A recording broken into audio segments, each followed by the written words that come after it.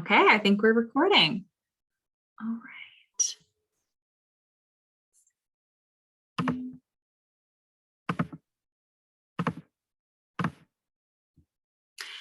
Okay, we will go ahead and get started here.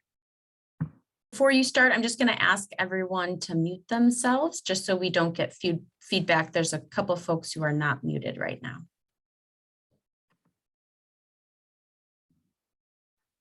All right, thanks so much. Okay, so I'd like to start off our conversation today by giving some context to the history that we will be exploring together. Today, we will be discussing the history of the movement against domestic and sexual violence in the United States and here in the state of Minnesota. Much of the history of the movement is relatively recent. It spans from around the 1970s to the present. In that time span, the movement against domestic and sexual violence has made tremendous gains, such as obtaining legal protections for victim survivors and bringing about a cultural change in the way the general public views and understands domestic and sexual violence. The movement laid the groundwork for the advocacy field as a whole.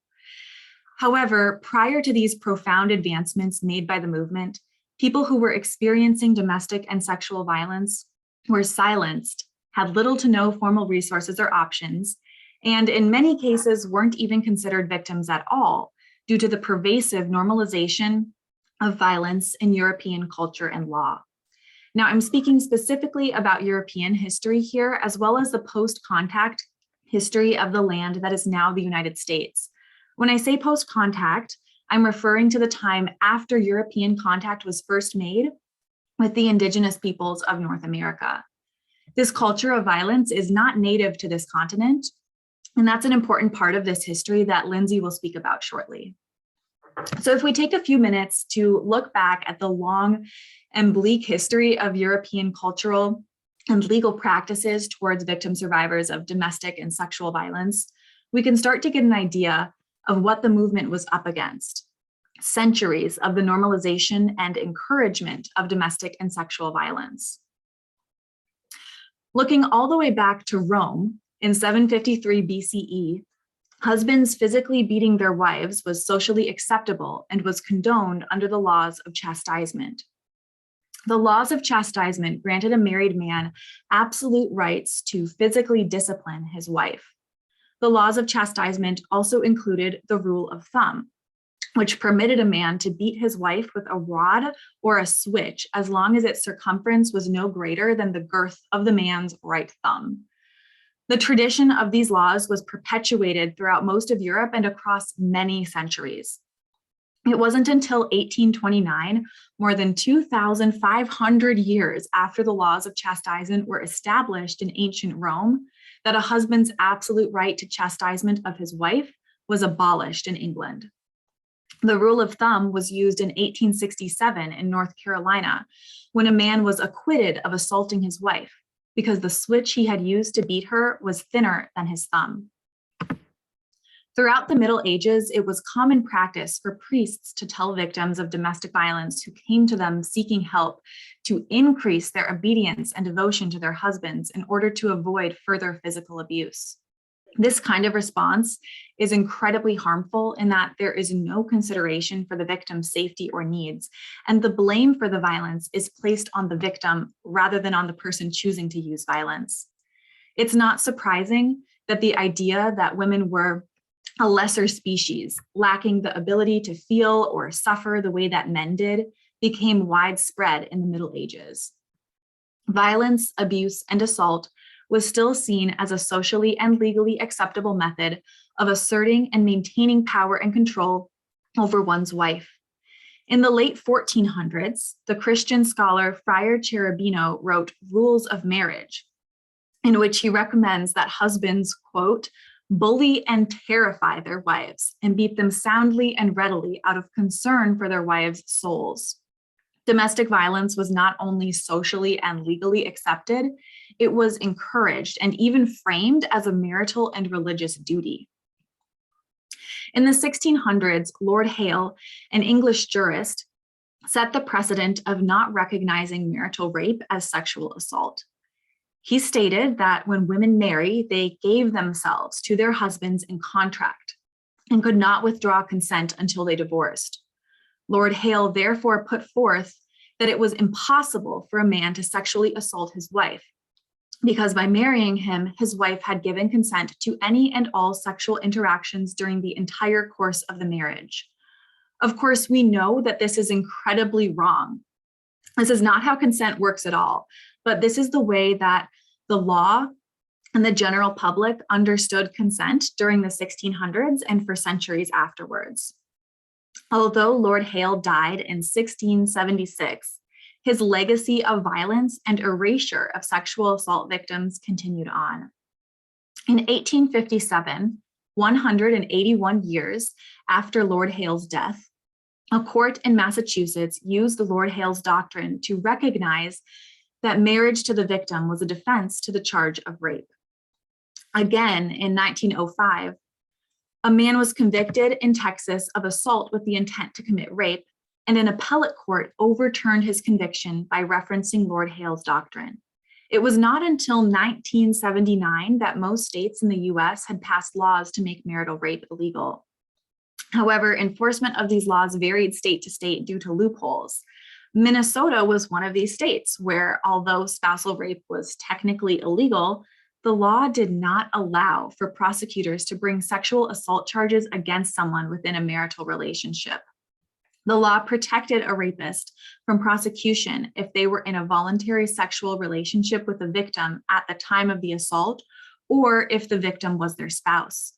This loophole was not closed until April 2019, meaning that until April 2019, Minnesotans who were sexually assaulted by their partners or spouses had no legal recourse, and prosecutors were unable to press charges of sexual assault against these assailants. Let that sink in for a moment. 2019. And that's just a brief taste of the centuries-long history of the normalization, acceptance, and encouragement of domestic and sexual violence in Europe and post-contact North America. I felt it was important to share this history today to give some context to our conversation and give folks an idea of what the movement against domestic and sexual violence was really up against. Centuries of violence at all levels.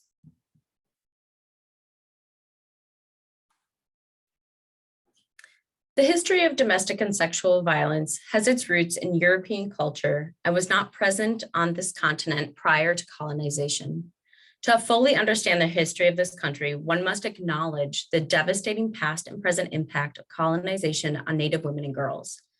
According to Winona LaDuke, an Ojibwe author and activist, she wrote, "Native women have historically been the victims of a lot of rape during all the war. It's colonization that distinguishes their situation from other at-risk groups.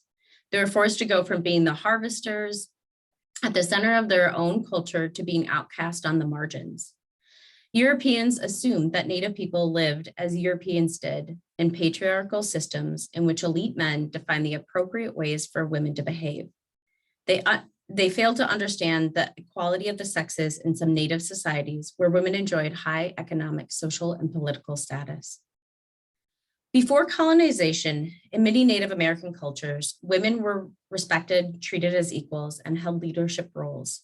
In addition to being basket makers, potters, weavers, caregivers, healers, these women were landholders, and many worked in agriculture, which was considered to be Europeans to be men's work. Long after the first Europeans arrived in America, Native women continue to this day to be victimized due to the colonial settler and Eurocentric patriarchal mentality. Sexual violence has served as a tool of colonialism and white supremacy and violence and gender discrimination against Native women by colonial power and has transpired for hundreds of years.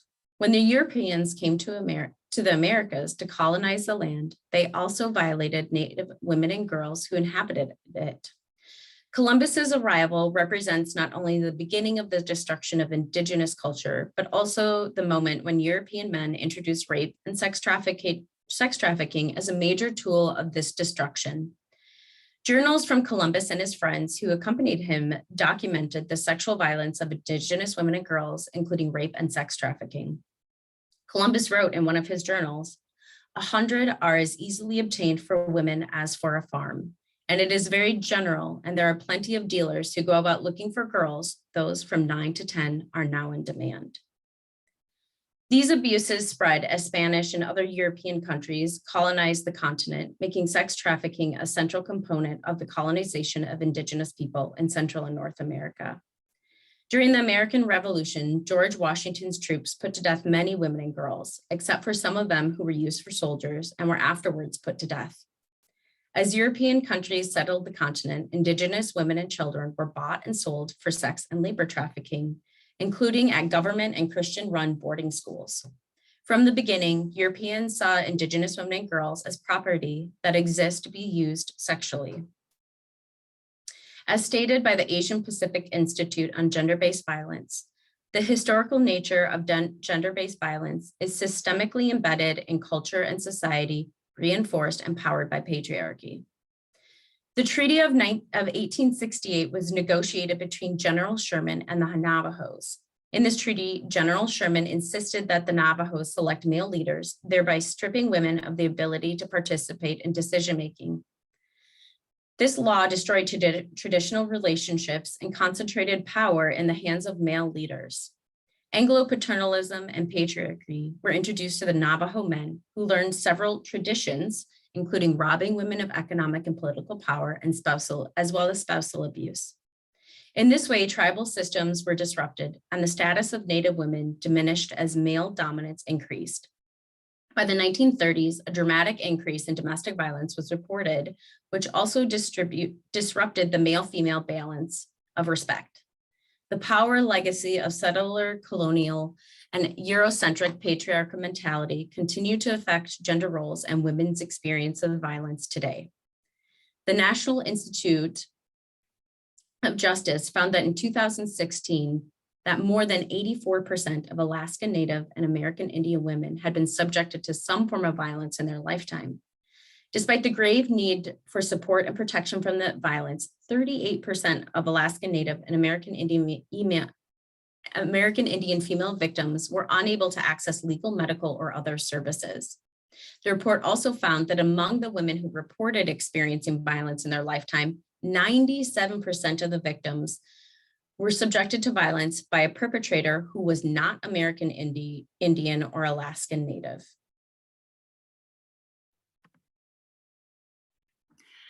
So the modern movement against domestic and sexual violence began in the late 1960s to early 1970s, and was influenced by the civil rights movement and closely intertwined with the feminist movement of the era. Throughout the 1970s, 80s, 90s, and even into the 2000s, the movement against domestic and sexual violence was known as the battered women's movement and the anti-rape movement. There was a significant focus on this violence being gender-based, with domestic and sexual violence often being referred to as violence against women.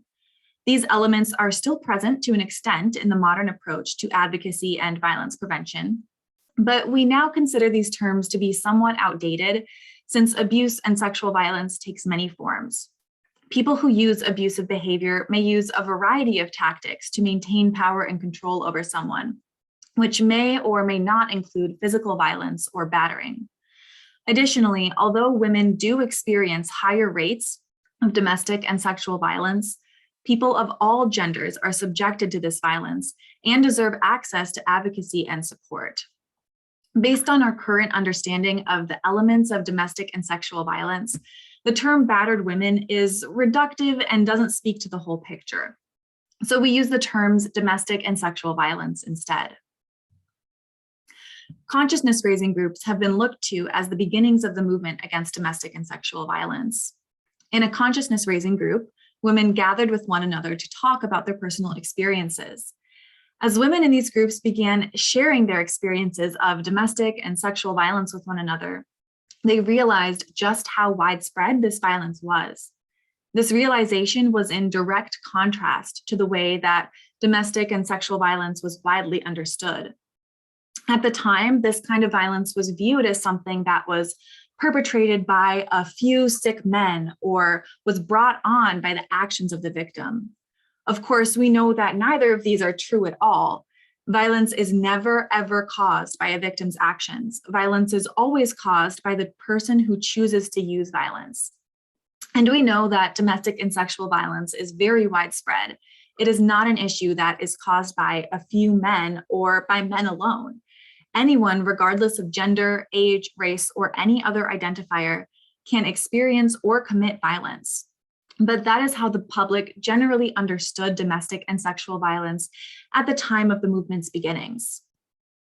In realizing the vast reach of domestic and sexual violence in their lives and in the lives of so many women around them, members of consciousness raising groups began to understand domestic and sexual violence as an integral part of a broader cultural system of patriarchy.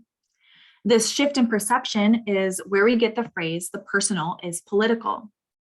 Women in consciousness raising groups rejected the idea that domestic and sexual violence was a private family matter or simply a personal misfortune. Rather, they recognized domestic and sexual violence as a tool being used in the oppression of women. The movement against domestic and sexual violence was closely intertwined with the second wave feminist movement. In 1971, the New York radical feminists held an event titled Rape Speak Out, which challenged the predominant view of sexual assault as an individual and isolated experience, and framed it instead as a tool to maintain patriarchal domination and control over women. The event invited women to speak out publicly and share their stories of assault, harassment, and everything in between. In 1971, the New York radical feminists created their Manifesto of Shared Rape. I'll read a passage from the manifesto as it illustrates this shift to the personal is political, and it demonstrates an understanding and recognition of rape culture. Man has invented standards of superiority, male, and inferiority, female. Man is always uneasy and threatened by the possibility that woman will one day claim her full right to human existence, so he has found ways to enslave her. He has married her, and through the family binds him to her as wife and mother to his children. He has kept her helpless and dependent, forcing her to work when he needed her labor, isolating her, beating her physically or psychologically, and as final proof of his power and her debasement as a possession, a thing, a chunk of meat, he has raped her. The act of rape is the logical expression of the essential relationship now existing between men and women. It is a matter to be dealt with in feminist terms for female liberation. What the New York radical feminists and women in the movement across the country were naming and calling out is rape culture. I'd like to share a visual here that can be helpful in understanding how rape culture and sexual and domestic violence is a social and cultural issue. So this visual is called the rape culture pyramid. At the bottom of the pyramid, well, first, can everyone see the pyramid? Is that popping up on people's screens? Maybe a thumbs up or a, okay, great. Yes. So at the bottom of the pyramid, we have normalization. These are the cultural practices and attitudes that may not seem violent on their own, but when we put it into the context of rape culture, we can see that these practices and attitudes are actually the foundation of the entire pyramid. Normalization is things like rape jokes, sexist attitudes, casual misogyny, catcalling, boys will be boys. By normalizing and trivializing sexual assault, we as a society lay the groundwork for sexual and domestic violence to be a cultural norm. As we move up the pyramid, we can see that degradation is supported by and built upon normalization.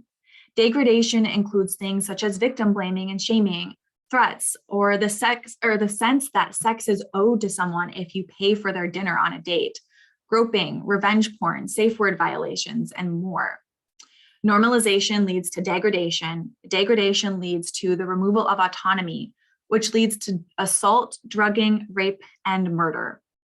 So when we talk about rape culture or a culture of sexual and domestic violence, this is what we're referencing. As advocates doing the work of violence prevention, we strive towards dismantling rape culture and building consent culture. Dismantling rape culture starts with calling out the things at the bottom of this pyramid. Without a base, the pyramid can't support itself. That is what the women of the New York radical feminists were doing with their Rape Speak Out, recognizing and calling out rape culture in its many forms. Activists in the feminist movement and in the movement against domestic and sexual violence honed in on male-dominated law enforcement and hospitals as key institutions that failed to protect women from violence and often re-traumatized them. Activists here in Minnesota, just down the shore in Duluth, formed DAIP, the Domestic Abuse Intervention Program, in 1980. DAIP began as an initiative to reform the criminal justice system in Duluth. Victims of domestic abuse had little to no recourse or legal options, and DAIP began to envision new ways to support survivors and hold abusers accountable. They set out to understand the laws, policies, and procedures and cultures of the agencies involved in the criminal justice system. By building relationships across these agencies in their community, DAIP was able to propose and test new interventions. The results of their work was effective, and eventually 11 community agencies in Duluth agreed to formally work together to continue to make positive change in the criminal justice system for victim survivors of domestic violence. This effort became known as the DULUTH Model, which DAIP describes as an ever-evolving way of thinking about how a community works together to end domestic violence. Today, the Duluth Model is known and recognized by advocacy organizations and collectives around the country and the world. DAIP is also the creator of the Power and Control Wheel, a visual that illustrates the tactics used by abusers to establish and maintain power and control over their victims. And that is what we have up on the screen here. This is the DAIP Power and Control Wheel. And this wheel is used across the country, and it has been adapted by multiple advocacy organizations to reflect the experiences of victim survivors across many cultures and backgrounds. Okay, thank you, Lindsay. In addition to pushing for reform in law enforcement and the criminal justice system, advocates began developing alternative means of support for victim survivors. In the early 1970s, the movement against domestic and sexual violence began forming rape crisis centers to support victim survivors. These crisis centers were the beginnings of the advocacy organizations that we have today, such as the Violence Prevention Center.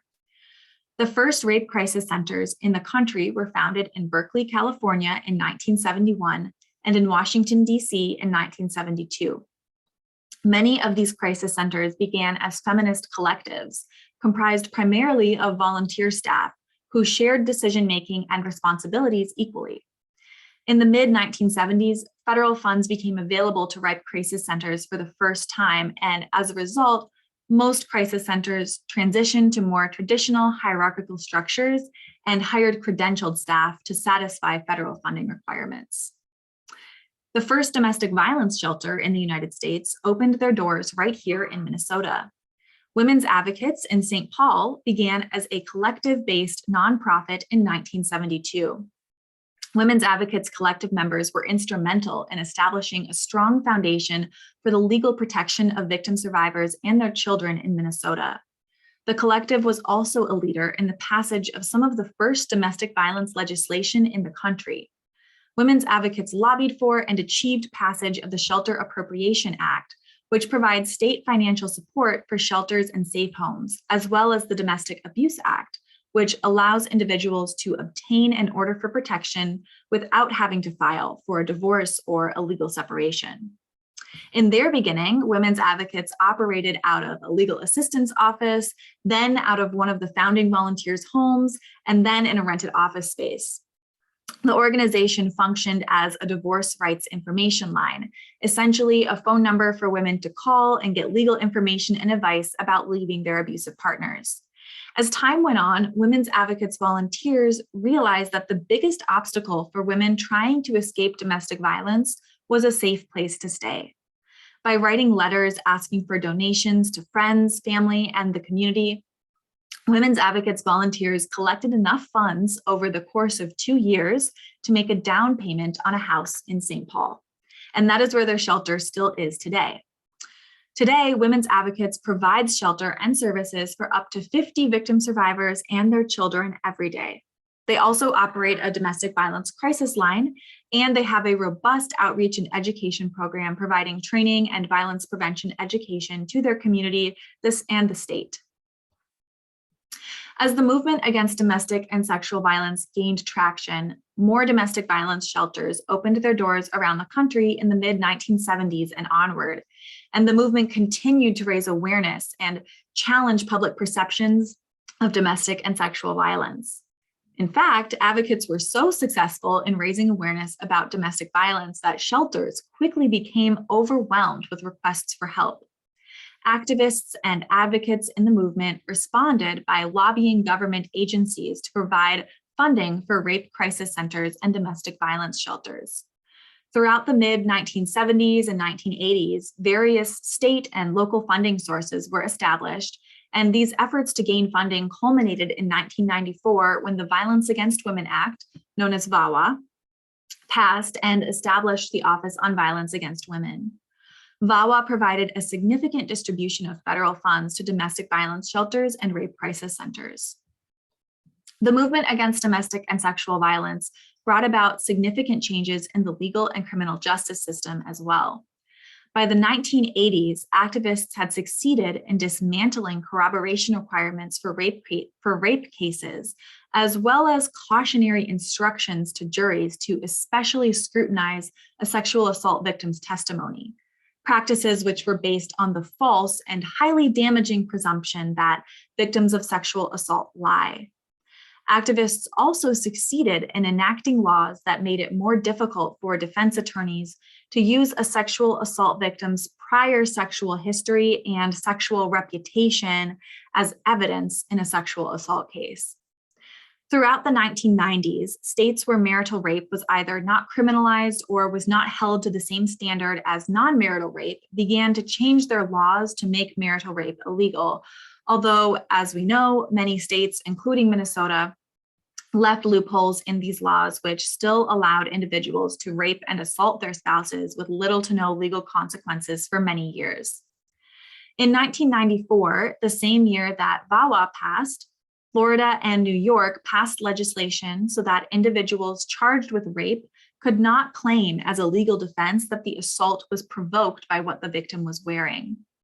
California began distributing information on domestic violence to any couple applying for a marriage license. And a year later, in 1995, California passed legislation that encouraged the arrest of the abuser in domestic violence cases and required arrest for restraining orders.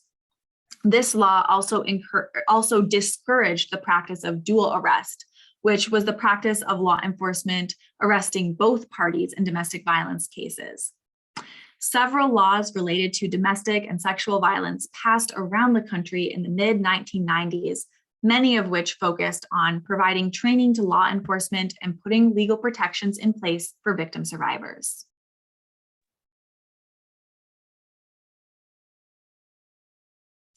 Let's look at the movement within Cook County.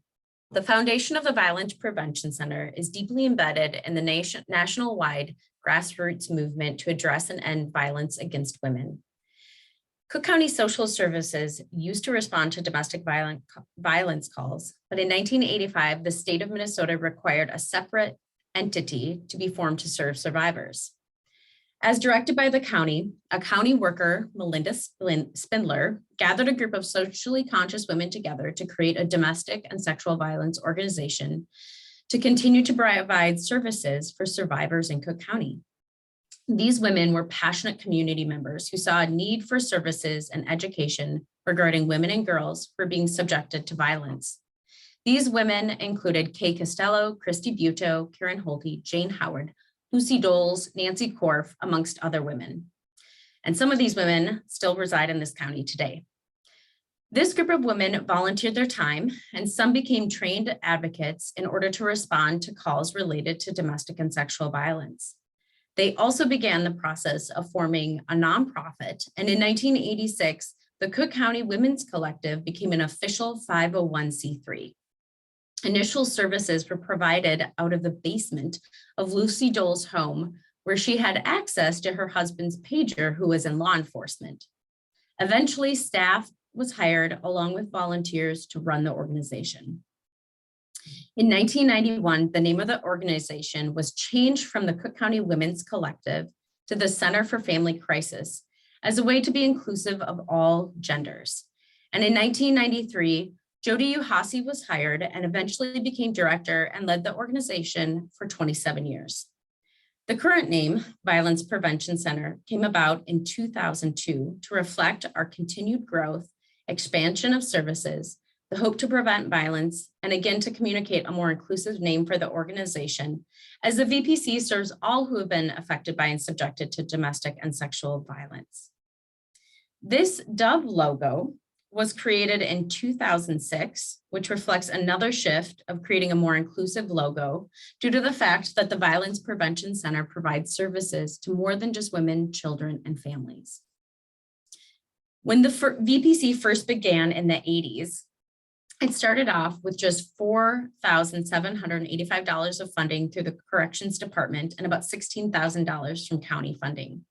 Currently, the VPC operates on a much larger budget as its services has expanded and is funded through donations and grants and is primarily funded by the Office of Justice Programs. The VPC has gone through a variety of both local and national historical events during its almost 36 years of existence. The VPC has persisted through social change by raising awareness, providing community and professional training and events, and policy creation based on larger societal changes. A few examples of the more recent historical events that have created social change are the Women's March and the Me Too movement in 2017, the uprising in Minneapolis and nationally in 2020, and the Minnesota Oil Pipeline 3 and its connection to sex trafficking in 2021. The VPC is currently working towards making the organization an even more inclusive and equitable place to work and receive services. The VPC's current logo came about to celebrate the VPC's 25 years of service to the Cook County community. And the color purple was added because the color purple is a representation of domestic violence awareness, and the color teal is the color to represent sexual assault awareness. About a year and a half ago, through a strategic planning process, the VPC changed its mission statement to represent the expansion of services and movement towards equality, equity within the organization. The current mission is to foster a community which cultivates healthy relationships, empowers systems to serve individuals with equity and compassion, and does not tolerate violence. We serve all who have been subjected to domestic violence, sexual assault, and human trafficking.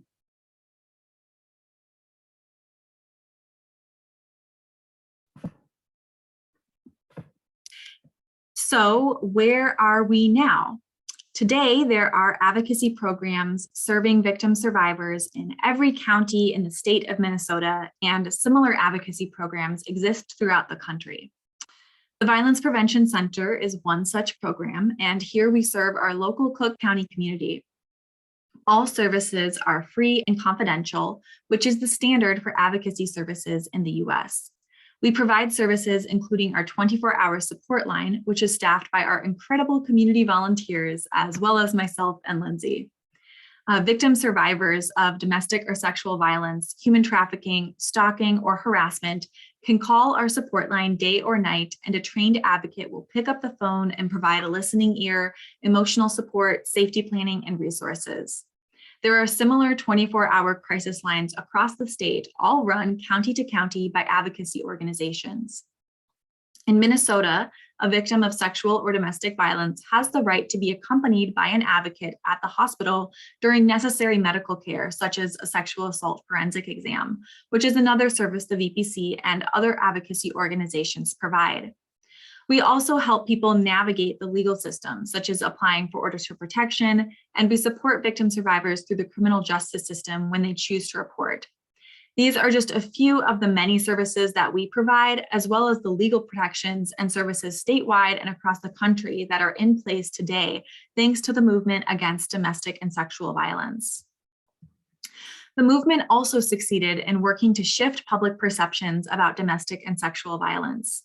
After hundreds of years of the encouragement and social, legal, and cultural acceptance of domestic and sexual violence, we now have a wider understanding among the general public that domestic and sexual violence is a social issue, it is not acceptable behavior, and it is a crime.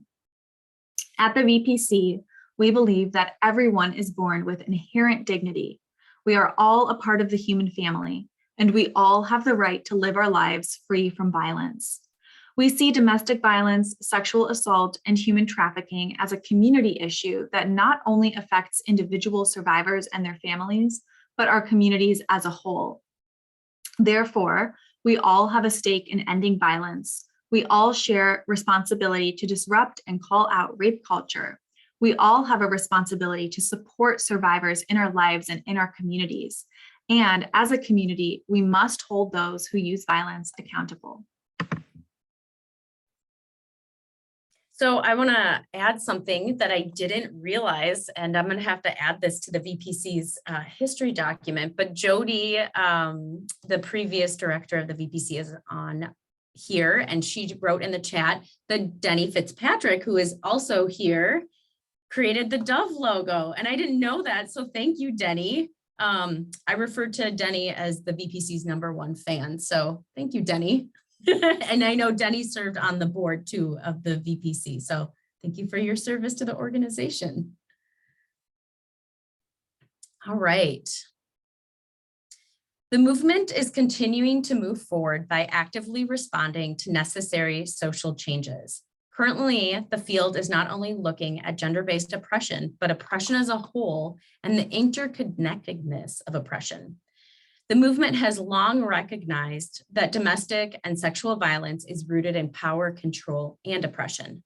People and systems who abuse often use multiple tactics to control others, such as economic abuse, isolation, gaslighting, emotional abuse, and physical and sexual violence. Due to the murder of George Floyd and the uprising in Minneapolis, many domestic and sexual violence advocacy organizations in the state of Minnesota began to take an even closer look at oppressive practices, both within domestic and sexual violence advocacy organizations, as well as systems advocates work and partner with, such as social services, law enforcement, and the legal system. It has been recognized for a long time that abusive people from dominant groups, such as white, cisgendered, and heterosexual men, benefit from privilege and systems of oppression, while victims from marginalized groups, such as Black, Indigenous, and people of color, victims with disabilities, LGBTQIA2+ folks, immigrants, and women may be punished and disempowered by the criminal legal system, the child protective system, and educational institutions. The field has long recognized these systems wield control over people. In 2020, many leaders in the field of domestic and sexual violence advocacy spoke out and named that we cannot address nor prevent domestic and sexual violence, human trafficking, or stalking and harassment without also addressing all forms of oppression and the ways in which they are leveraged to further trap, marginalize, and harm people. For example, the Minnesota Domestic and Sexual Violence Coalitions have held many conversations and trainings related to white supremacy, anti-racism, and anti-oppression in the workplace over the last couple of years. They've encouraged organizations to look at the demographics of staff and volunteers and board members of the organizations, especially those who are in positions of power and are making decisions for the organization. They also encourage organizations to explore oppressive practices within that institutionalize whiteness and Westernness as both normal and superior to other ethnic, racial identities and customs. They encourage organizations to explore and implement anti-oppressive practices within the workplace, such as wage transparency, professionalism standards related to dress code, speech, work style, and timelines that could be in place that could cause discrimination against non-Western and non-white culture and create oppression. Another example of a shift in the field is domestic and sexual violence organizations are looking even closer at legislative changes and creation. Every year, Minnesota organizations that provide domestic and sexual violence advocacy advocate and work with legislators to create change in bills and allocate funding to support victim survivors. In the last couple of years, there's been an even greater shift in recognizing bills in the state of Minnesota that affect survivors through an anti-oppressive lens. For example, this year, advocates in the field are supporting a Survivors Justice Act Sentencing Bill, which allows judges to take the domestic abuse experience by someone who committed a crime into account when determining their sentence, and allows someone already serving time for a crime they committed in connection to the abuse to apply to have their sentence reduced, considering the abuse. This is because many incarcerated individuals are victim survivors of domestic and sexual violence, and because in the state of Minnesota, incarceration disproportionately impacts people of color and low-income Minnesotans. Minnesotans of color, specifically Black, Latinx, and Native Minnesotans, are overrepresented in our prisons and jails. For example, many people may remember the case involving Cyntoia Brown, which received wide case news coverage in 2017. Cyntoia was convicted of murder and robbery at the age of 16 and received a life sentence due to killing a 43-year-old man who solicited her for sex trafficking and paid rape.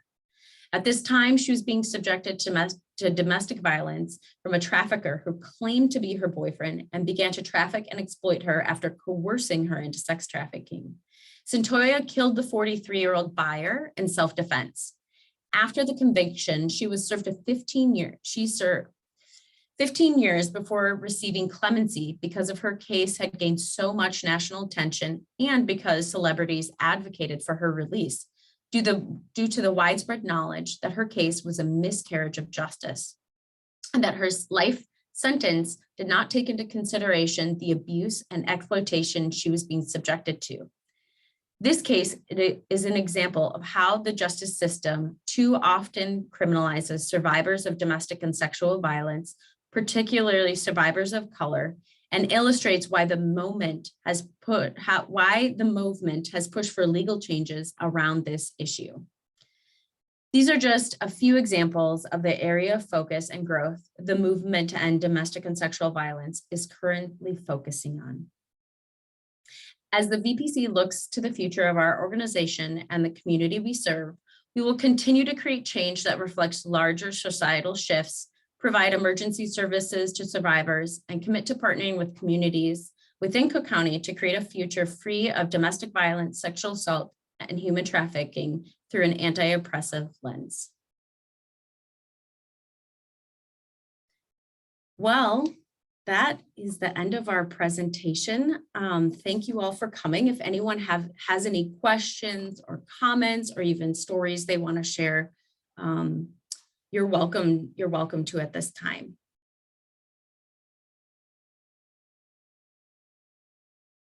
And maybe we'll let some things settle in. But we also just wanted to let everyone know April is coming up and it's Sexual Assault Awareness Month. And so we're going to have a community candlelight vigil of hope. And that'll be at 6 p.m. on April 19th at the Grand Marais Rec Park Pavilion. So we invite everyone to come. And we are also currently recruiting for volunteers. So as I mentioned earlier, the main role of our volunteers is to support us in operating the 24-hour support line after hours. And if this is something that you would like more information about, or something that you feel you'd be interested in, you can go to our website and get some more information there, or you are more than welcome to give us a call, and we can chat through what that looks like and answer any questions you might have. Some good characteristics of a volunteer advocate would be someone who is a good listener, someone who's compassionate and cares about supporting victim survivors in the community. And we are just blessed to have some really great community members who have served with us, and we are continuing to recruit for more folks to help support the support line, which is a really vital resource for victim survivors in the community. Hey, I'd like to say something. Go for it, Denny. I just want to give a shout out to Jody, former director. Yeah, she's still online here. It was good working with you, Jody. Thanks for mentioning the Dove logo. In terms of the history of the organization, and that Dove logo came from my Peace Corps background. It's kind of a Peace Corps thing. I could have made it teal and purple, but I don't think teal and purple 16 years ago was kind of the thing. So it's interesting how things evolve. But Jody's the one that taught me how to wear rose-colored glasses to deal with this stuff, because we've been sort of struggling for 50 years against this systemic domestic and sexual assault and white male privilege. And I just applaud you all for hanging in there. Keep your rose-colored glasses on, because we have to stay resilient as much as we can in this face of sometimes just overwhelming, tragic stuff. So thank you. And thanks, Jody. Again, it was good working with you in those years. Oh, I mentioned Joan Drury, who was really the force behind Violence Prevention Center. At that time on the board, I kind of wanted to be safe haven and something that was softer, not violent. And Joan says, nope, call it what it is, call it what it is. And so we went with that. Anyway, that's where we are. Thanks. Thanks for adding all that, Denny.